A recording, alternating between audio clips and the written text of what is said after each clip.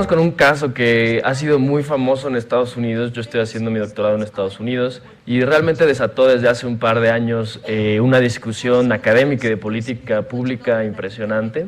Y fue el caso de una serie de algoritmos. Algoritmos quiere decir simplemente reglas estadísticas predictivas, que en este caso se estaban utilizando y se siguen utilizando en el contexto de decidir cuando hay un sospechoso de un crimen, esa persona puede pasar el tiempo del juicio en la cárcel o en libertad. Esa decisión la tiene un juez.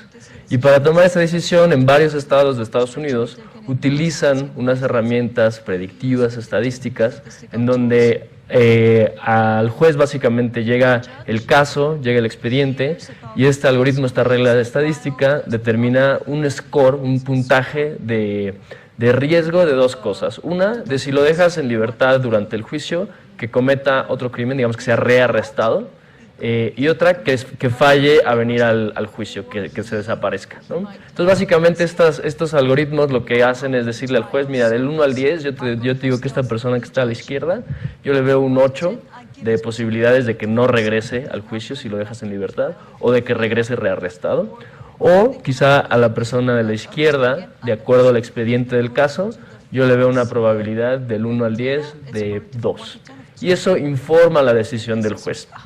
Pues fue un escándalo, ¿por qué? Porque se hizo un estudio en el cual se demostró que las personas de raza negra tenían 2 veces más falsos positivos que las personas de raza blanca. Me paso a un dominio de aplicación que me pareció a mí extremadamente relevante y del cual casi nadie habla, ni en el mundo de políticas públicas, o al menos lo que yo conozco, ni en el mundo de gente que está pensando en equidad algorítmica, etc.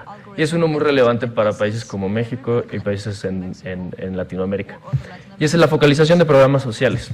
Esta es una imagen de la Ciudad de México y el reto que tienen programas sociales como Prospera, por ejemplo, es decir, a ver, yo tengo un mundo de población y quiero apoyar a aquellos en situación de pobreza, tengo que de estos escoger a los que más se beneficiarían de mi programa social.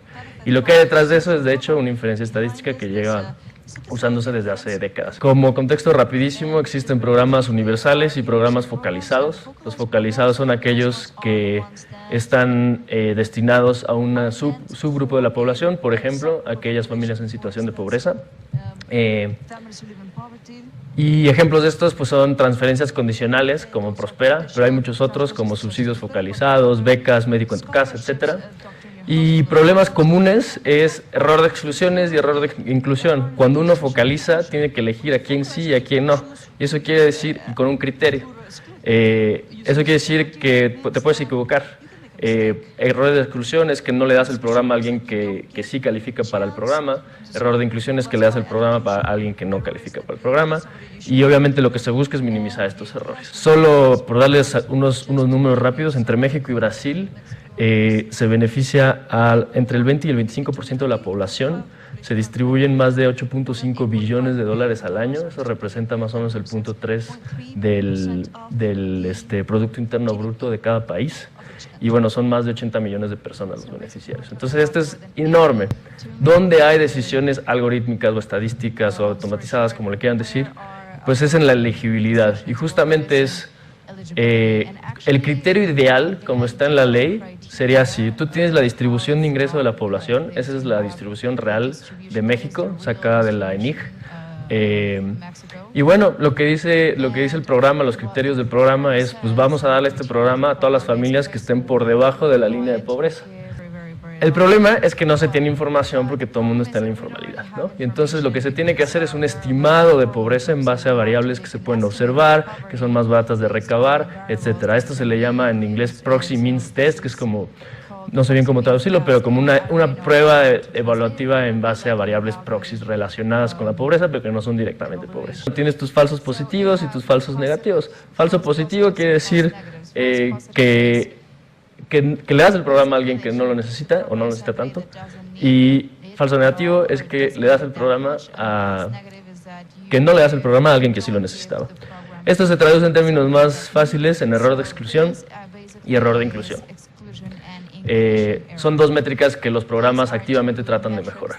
Les platico que lo que estamos haciendo en mi grupo de investigación es una plataforma estadística y de visualización interactiva que permita, uno, visibilizar estas diferencias, estas disparidades, y otro, mitigarlas.